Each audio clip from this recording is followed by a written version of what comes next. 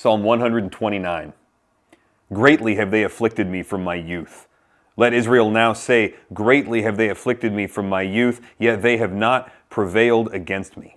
The plowers plowed upon my back, they made long their furrows. Yahweh is righteous, he has cut the cords of the wicked.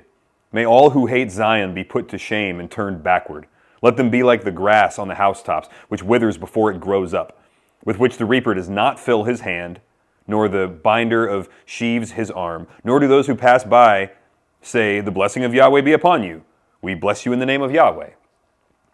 It's kind of a strange place to end a psalm, isn't it?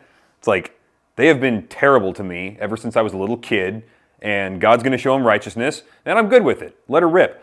You know, the end, like repeat chorus, radio fade out, end of track, next song.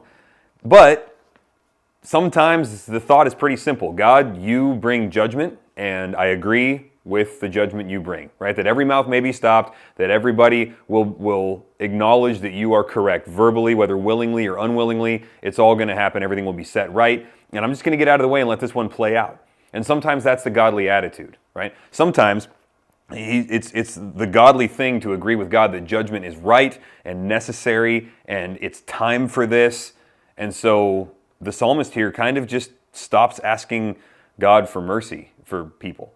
Now, this is a hard thing for us as Christians because like our example in life, the one we're trying to be like is Jesus, who came and gave himself up for people who mistreated him, people who didn't want his mercy and his generosity. Like he tried to help us, we killed him. And so our example is somebody who gives himself over to those that are killing him. He blesses those that persecute and he turns the other cheek and so on. So this Old Testament stuff can sometimes be a little bit of a foreign thought for us, but it's not totally absent from the New Testament, right?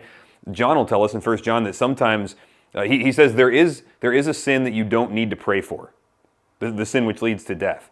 It's like, interesting. I've never felt permission to just stop praying for somebody who's in rebellion.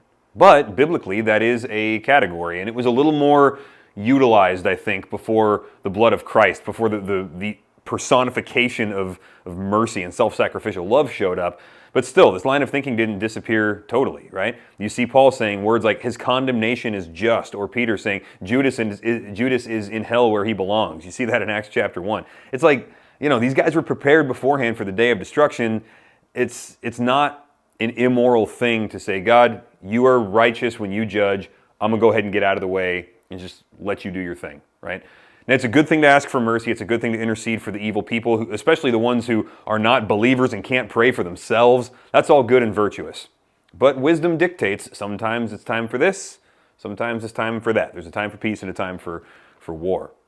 And so the only thought that I think I want to leave you with today on this Monday morning thing, as you're driving to work or waking up, drinking your coffee, doing whatever you're doing, is just simply this. Sometimes when we see badness in the world or in our lives around us or whatever, what that is God giving out little micro judgments before the final judgment.